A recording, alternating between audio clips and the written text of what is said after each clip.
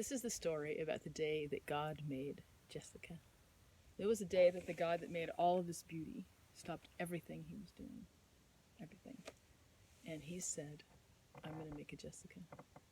And he was so excited. He took the cells of your body and he swirled them in his hands and he thought about your beautiful blue eyes and your long brown hair and your chubby little toes.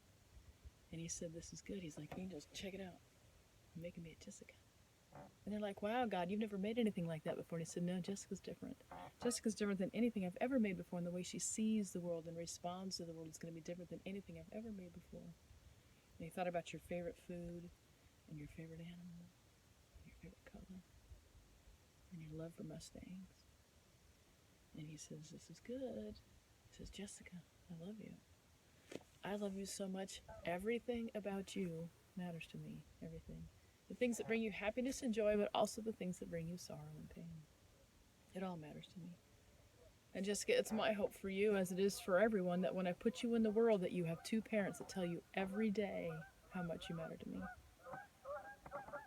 And some parents will do their job really well, and other parents not so much. And then sometimes bad people do bad things to good kids.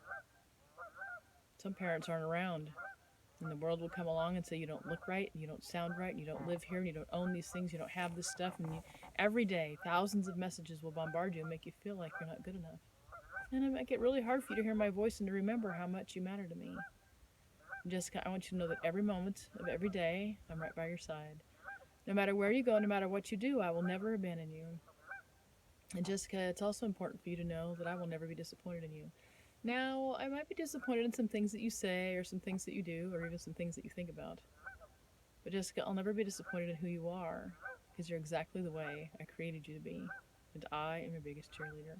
And I'm looking forward to seeing you again someday and welcoming you home and giving you a great big hug. And I hope you remember that every day for the rest of your life.